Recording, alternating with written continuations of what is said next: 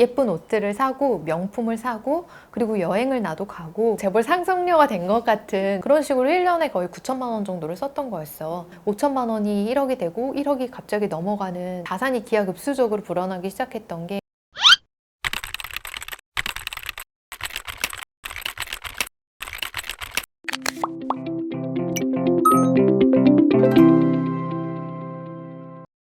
안녕. 나는 해외주식 대주주를 꿈꾸는 한주주야. 나는 되게 편안하고 여유로운 투자 좋아하고 세상에 즐거운 것들이 되게 많아. 투자는 거들 뿐이고 내 인생에 즐거운 것들 다양하게 하면서 살고 싶은 MBTI로 치면 ENFP야. 삼성전자에서 지난 10년 정도 근무를 했고 8년 동안은 인사팀에 있었고 그리고 2년은 영업팀에서 근무를 했었어. 그 영업팀에서는 반도체를 수주받고 전체 프로세스에서 개입을 하면서 일을 했었어. 반도체가 좋을 때는 엄청 좋은데 또 나쁠 때는 되게 안 좋아. 한 번은 뭐 진짜 성과급을 80만 원 받은 적도 있고 정말 많이 받을 때는 1000만 원 넘게 한 2000만 원 가까이 받은 적도 있고 하지만 좋을 때만 얘기를 하더라고.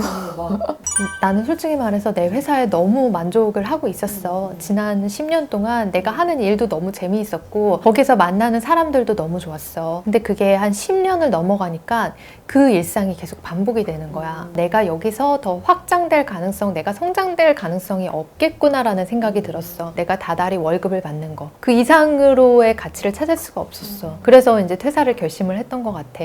나 되게 하고 싶었던 게 있었어. 2억을 모아서 퇴사를 해서 나는 대학원을 들어갈 거야. 이런 생각을 했었거든. 경제학 쪽에 공부를 하고 싶었어. 공부를 할 수 있는 내 자유의 시간이 있는 거지. 내가 즐거워하는 일을 토대로 앞으로 또 수익 창출을 할 수 있는 기회가 열려 있잖아. 대학원은 지금 어플라이를 진행을 했고 내년부터 시작을 하는 걸 목표로 하고 있어. 학생이 되는 거구나. 내가 생각하는 경제적 자유는 5억이 있든 10억이 있든 20억이 있든 지금 내 삶이 크게 변화가 없다라고 한다면 나는 그게 경제적 자유의 상황이라고 생각을 해. 책 읽는 게 너무 좋고 글 쓰는 게 너무 좋아. 사람들 만나면서 경험을 쌓아가는 것도 너무 재밌고 자산이 2배, 3배, 4배가 된다라고 하더라도 난 이렇게 계속 살 것 같거든. 그러면 나는 이제 자유로운 거 아닐까? 내가 가지고 있는 자산은 건드리지 않을 수 있는 투자의 자금이 한 5억 정도가 있어. 그리고 내가 2, 3년 정도 살 수 있는 최적 생활비가 한 5천만 원 정도는 그 예금과 적금 있고 내가 지금 하고 있는 방식대로 투자를 한다면 3년 정도 후면 나는 그게 한 10억 가까이의 자금이 될 수 있다고 생각을 해. 생활비는 따로 떼놨다고 했잖아. 그걸 가지고 생활을 하면서 나는 소소하게 내가 즐거워하는 일들을 하면서 용돈벌이를 할 거야. 나는 파이프라인이 없어. 저 사람들은 퇴사하기 전에 배당을 만들려고 되게 많이 노력을 하더라고. 근데 나는 좀 이거에 반대인 게 배당 쪽에 너무 치중한 투자를 하다 보면 시세 차익이 날 수 있는 좋은 방향의 투자를 하지를 못해. 정말 좋은 주식은 배당을 주기보다는 다사주 매입이라는 거를 해. 시중에 유통되는 주식의 양은 줄어들어. 그러면 한 주당 가격은 올라가겠지. 그럼 이게 주주들한테는 이익이 될 거야. 크게 성장하는 기업들 같은 경우에는 배당을 뿌리기보다는 다시 재투자하면서 점점 더 기하급수적인 기술의 발전을 이루어내더라고. 배당을 준다라고 하는 거는 어떻게 보면 이 성장이 정체된 기업일 수도 있어. S은행을 가서 합격증을 출력해가지고 신분증을 가지고 가면 대출을 3천만 원 정도까지 마이너스 통장을 만들 수 있다. 그래서 그걸 만들어서 여행을 가자. 사람들 그런 분위기가 있었어. 뭐 묻지도 따지지도 않고 3천만 원을 대출을 해주는데 그때 신용등급이 6등급이었어. 그 대출 이자는 7%였지. 마이너스 통장이면 쓴 만큼만 이자를 내면 되잖아. 그래서 나는 그걸 되게 대수롭지 않게 생각했고 7%가 그렇게 크다라는 생각을 그때는 안 했던 것 같아. 2010년도였으니까 너무 풍족해진 거야 갑자기. 입사도 하기 전에 그 3천만 원 쓰기 시작했어.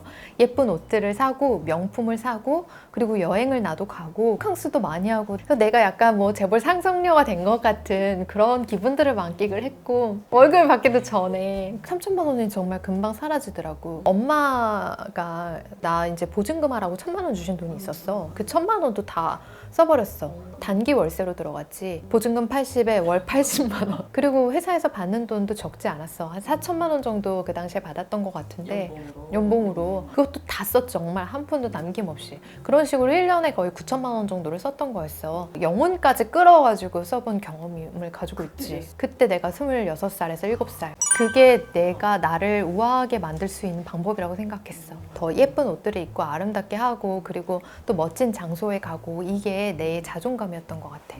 그게 근데 행복하지 않더라고. 그렇게 썼으면 행복해야 되잖아. 충족감이 느껴져야 되는데 전혀 그렇지가 않은 거야. 내 자존감을 채울 수 있는 도구라고 생각했었어. 돈 쓰는 방법을 몰랐지. 이게 소비가 답이 아니었네. 그게 이제 정신 차린 순간이 28살 12월이었던 거야. 이제 내년이면 29이잖아. 빚 3천만 원에 아무것도 가진 게 없고 그때 또 만나던 남자와의 관계도 문제가 있었고 회사 생활에서도 좀 문제가 생겼었던 게 정신이 분산되어 있고 피폐해져 있다 보니까 회사에서도 큰 실수를 저질렀고 그때 회사에서 잘릴 위기까지 겪었던 거야. 그렇게 이제 모든 게 무너지고 있는 상황에서 내가 이제 혼자 살 수도 있겠다 이런 생각을 혼자 우아하게 살기 위해서는 뭐가 필요한가? 돈이 필요하겠더라고. 그러면 재테크를 공부해야지. 그래서 지금 여기서 가장 큰 문제가 되는 거는 빚이라고 생각을 했어. 그래서 빚 3천만 원을 갚는 거에 집중을 하는 동안 다른 것들도 자연스럽게 해결이 됐어. 신기하게. 원래 한 달에 400만 원 정도를 쓰던 사람이 한 달에 100만 원 정도로 소비를 줄였거든. 월세 포함이지. 허리띠를 졸라매면서 가계부를 써보니 내가 꼭 정말 써야 되는 것들이 나오더라고. 그리고 내가 아무리 돈을 아껴도 이것만은 더 이상 아낄 수 없다라는 것들도 나오더라고. 2달 가계부를 쓴 걸 토대로 한 달에 100만 원에서 120만 원 넘지 않는 선에서 예산 수립을 했고 그 예산을 지키는 방식으로 그 빚을 3천만 원을 다 청산하는데 1년 조금 더 넘는 시간이 걸렸어. 그런 관성을 쌓아가다 보니까 그 이후 또 3, 4천만 원은 되게 쉽게 모아졌어. 그 2년 정도의 시간에 나는 되게 재테크 관련된 공부를 많이 했어. 시드머니를 한 4천만 원 정도 이상 모았을 때는 투자를 시작했어. 2015년 초부터 내가 투자를 시작을 했는데 그때 중국 주식 광풍이었어. 나도 중국의 최고 우량주 10개에서 20개 정도를 보유를 하고 이거를 가만히 가지고 10년 정도 있으면 강남 아파트를 살 수 있겠구나라는 그런 꿈에 부풀어 있었어. 한 3천만 원 정도를 들여가지고 다 샀다? 내가 사자마자 폭락하기 시작하더라고. 정말 너무 무섭게 폭락을 했어. 서킷 브레이크가 2번 정도가 걸렸었거든. 나는 망했다. 너무 힘들잖아. 그래서 덮어놓고 그냥 잊어버리고 내 할 일을 했어.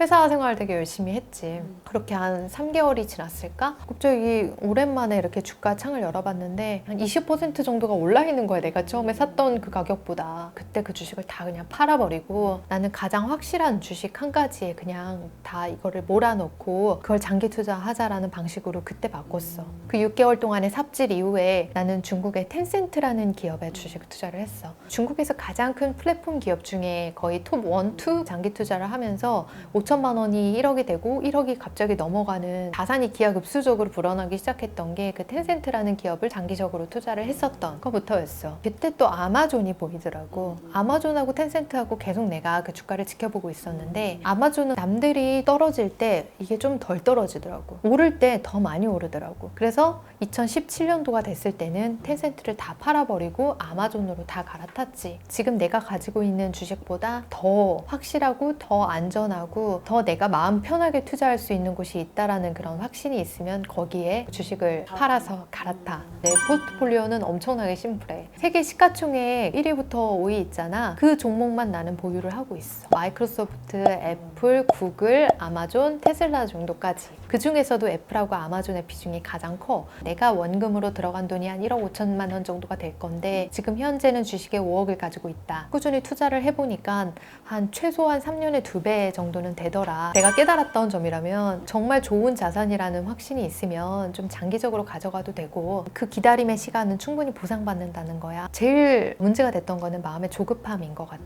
마음의 조급함이 있으면 그걸 견디지 못하거든. 그 기다림의 시간을 견디면 분명히 시장은 기회를 줘. 비트코인이라든지 아마존, 애플, 테슬라 이런 좋은 주식들 조금 시세 차익만 나도 그거를 막 안절부절 못하고 다 팔아버리는 경우가 있거든. 너무 일희일비하지 말고 그냥 좀 장기적으로 가져갔으면 좋겠다라고 나는 말을 하고 싶어. 20, 30대에서 파이어족을 원하시는 분들은 내 현금 흐름을 만들어 놓고 퇴사해야 되겠다라는 그런 압박에 좀 많이 사로잡혀 있더라고. 나는 오히려 그런 것보다 월급쟁이일 때는 가장 좋은 자산에 하나의 몰빵으로 투자를 하고 2년치의 그런 최적 생활비를 마련을 했다면 퇴사할 수 있는 여건이 마련이 됐다고 생각을 해. 지금 돈을 많이 모은 상태는 아니어도 즐거운 일을 하기 위해서 그 즐거운 일로 소소한 용돈벌이가 가능한 상황이라면 퇴사를 한번 생각을 해볼 수 있다. 한 30대 후반 정도는 한번 해볼 수 있잖아, 새로운 거. 마음 편하고 여유롭게 투자는 거들 뿐이다 라고 생각하고 인생 즐겁게 살자. 화이팅!